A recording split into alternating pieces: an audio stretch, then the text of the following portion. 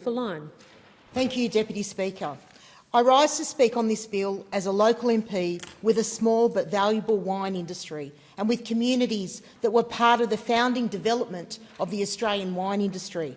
I'm also an Australian deeply passionate about this industry and, while not directly related, certainly proud of the history of what the Penfold name and brand stands for in Australian wine excellence. Australia was always earmarked as a wine-producing nation. From James Cook's Endeavour voyage, Australia was identified as an ideal place for producing wine. Vines were planted within the first months of the first fleet landing at Sydney Cove. And I'm particularly proud that part of the story of Australian wine begins in the electorate of Lyne. The Paterson Valley, and Tokal in particular, played an important role in the very early development of viticulture in colonial Australia.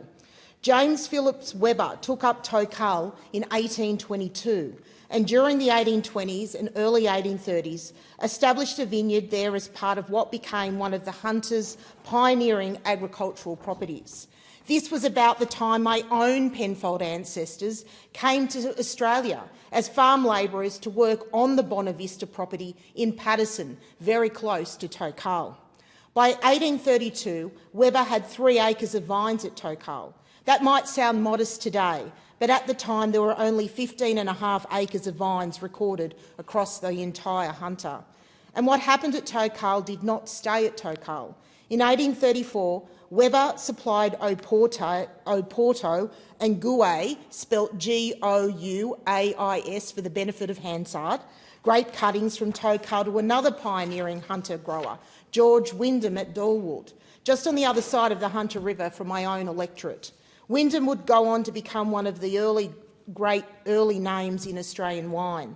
So there's a direct historical thread running from those early vines at Tokal through the pioneering vineyards of the Hunter and into the development of one of Australia's most famous wine regions. Long before Australian wine was winning international awards, becoming a major export industry, or Hunter Valley Semillon was known around the world, pioneers were experimenting with vines in the Paterson Valley in my electorate of Lyne. They were sharing cuttings, testing varieties against Australian conditions and learning, through plenty of trial and error, how to grow grapes and make wine in this country. I'm very proud that Tokal and the Paterson Valley and my electorate have their place right at the beginning of Australia's wine industry. Deputy Speaker, the Coalition supports the Wine and Other Legislation Amendment Bill 2026.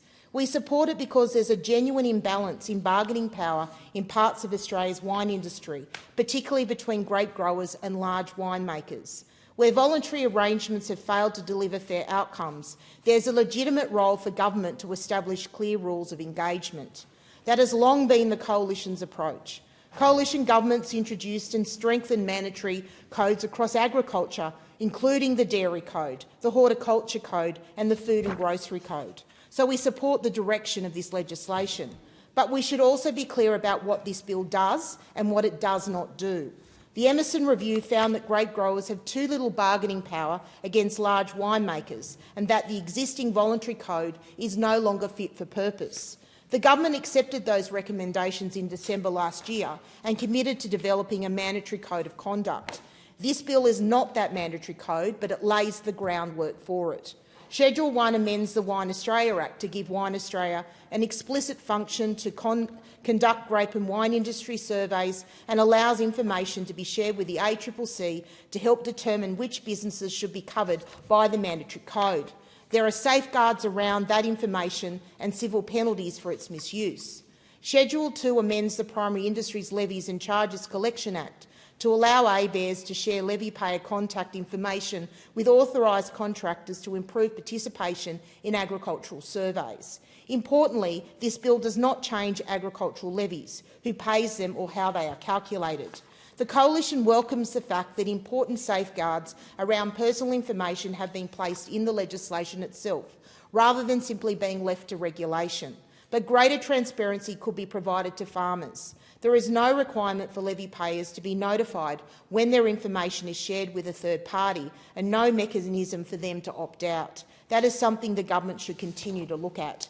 But the broader point is that this bill is a small piece of a much bigger problem. Australia's wine industry is in serious trouble. There's around 262 million litres more wine sitting in storage than can be commercially sustained. The 2026 grape harvest was the smallest in 25 years, yet grape prices continued to decline. Domestic wine consumption is at its lowest level in more than a decade, and global wine consumption has fallen to its lowest level since 1961. Australian Grape and Wine is right to describe this as not simply as a temporary downturn, but as a structural crisis. And behind those numbers are growers, winemakers, cellar door operators and families who've spent generations building their businesses. That matters in my electorate of Lyne. When people think about wine in New South Wales, they often think about the Hunter Valley. The Hunter is one of Australia's great wine regions, and its geographical indication stretches much further than the cellar doors around Bucolban than most tourists know. The electorate of Lyne reaches into the Northern Hunter, and across the mid-north coast we have a diverse collection of smaller vineyards, wineries and cellar doors. Cassegrains, Aldian Road, Tranquil Vale, Bago Maize and Winery, Great Lakes Paddocks, Villa d'Este Vineyard, Jacaranda Estate Vineyard, Gloucester River Winery, Falls Ridge Winery, Magrani Creek Estate Winery, Mill Creek Vineyard and Gap Hill Wines are all part of our local wine story. Not necessarily the names that many people speak about, but still very valuable contributors to the Australian wine industry and to the regional economy across the Lyne electorate. And these wineries stretch from right down in the southwest of my electorate in Luscantire and all the way up just to the east of Wauchope. These aren't just places that make and sell wine. They also attract visitors. They employ local people. They buy from other local businesses and support restaurants, accommodation providers and tourism operators. And some of them also host weddings, so perhaps the member for Casey may one day need additional employment, hopefully not, but he can also welcome to come and see some of these wineries in my electorate. These wineries are part of the character and diversity of our regional economy, and it's fantastic to trace my electorate's contribution over 2 centuries to the vineyards, winemakers and cellar doors operating across my electorate today. Nationally, wine-related tourism attracts around 7.5 million visitors each year, with visitors spending around $11.6 billion in Australia's wine regions. The broader grape and wine industry supports more than 203 direct and indirect jobs and contributes more than $51 billion in gross economic output. So when this industry hurts, regional Australia hurts, and communities like mine feel it. And that is why I'm disappointed that the Albanese government's response has been so inadequate. Earlier this year, Australian Grape and Wine went to the government with a serious, practical and costed plan. It proposed support for business viability and transition, concessional loans, mental health and rural wellbeing, rebuilding export markets, stimulating domestic demand and regional tourism, and properly implementing the mandatory code. The total package was $139.25 million over the forward estimates. But the Albanese government didn't take it up. Instead, at precisely the time the wine industry needed help attracting people into regional wine communities, the government moved to pause or cut the wine tourism and cellar door grant program for 2 years, out to 2030. That program provides eligible wine and cider producers with grants of up to $100,000 linked to cellar door sales. That decision made absolutely no sense. If we have too much wine and insufficient demand, why reduce support for businesses, bringing consumers directly to wineries and tourists into regional communities? The government cannot control decline in global wine consumption, but it can control how it responds. And we should remember how dramatically the industry was hit by the loss of the Chinese market. Before China's tariffs, that market was worth more than $1.2 billion a year to Australian wine exporters. It collapsed to less than $10 million. You can't simply switch off wine production. Grapevines remain in the ground. Wine remains in tanks and barrels. Businesses still have debts, wages and bills to pay. That surplus puts pressure on winemakers and ultimately flows back to the prices growers receive. Which brings me to another problem this bill does not address. Market power doesn't stop at the winery gate. The government is looking at the bargaining imbalance between growers and winemakers, which is fair enough. But what about the bargaining imbalance between winemakers and the major liquor retailers? The 4 largest liquor retailers have been estimated to control around 70% of the market. Endeavour Group, through Dan Murphy's and BWS, is one of the dominant players. And major retailers increasingly compete with their suppliers through private label and vertically integrated wine businesses. As Australian Grape and Wine has pointed out, that can leave a winemaker in the extraordinary position where a major retailer is simultaneously their biggest customer and one of their biggest competitors. That matters because pressure at the retail end of the supply chain eventually flows back to the grower. There's little point addressing the imbalance between growers and winemakers while ignoring concentrated market power further down the chain. We need competitive markets. We don't need government setting the price of a bottle of wine.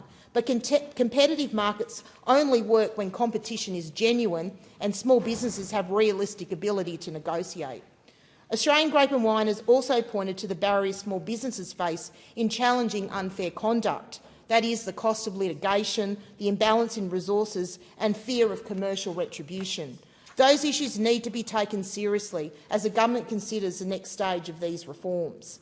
And while the government is suddenly discovering the merits of mandatory agricultural codes, perhaps it could dust off the work already done for the poultry industry. Poultry growers, and many of them in my electorate, have been waiting for action on their own code of conduct and their own bargaining power problem for years. Maybe the chickens will come home to roost before the government finally gets around to dealing with this one. Deputy Speaker, the Coalition supports this bill. A properly designed mandatory code can improve transparency and provide clearer and fairer rules between growers and winemakers. But nobody should pretend this legislation fixes the Australian wine industry. It doesn't address the enormous wine surplus. It doesn't rebuild international demand. It doesn't address concentrated market power further down the supply chain. And it doesn't provide the structural support the industry itself says it needs. Our wine industry is a great Australian industry. It turns Australian agricultural produce into a high-value manufactured product, exports an Australian brand to the world and brings millions of visitors into regional communities. And in places like Tokal and Paterson, its history reaches back almost to the beginning of European agriculture in this country. So yes, let's give growers a fairer deal and get the mandatory code right. But if the Albanese government is serious about the future of the Australian wine industry, it needs to look at the whole supply chain and the structural challenges facing the industry. Australian grape growers, winemakers and regional communities deserve much more than this bill alone.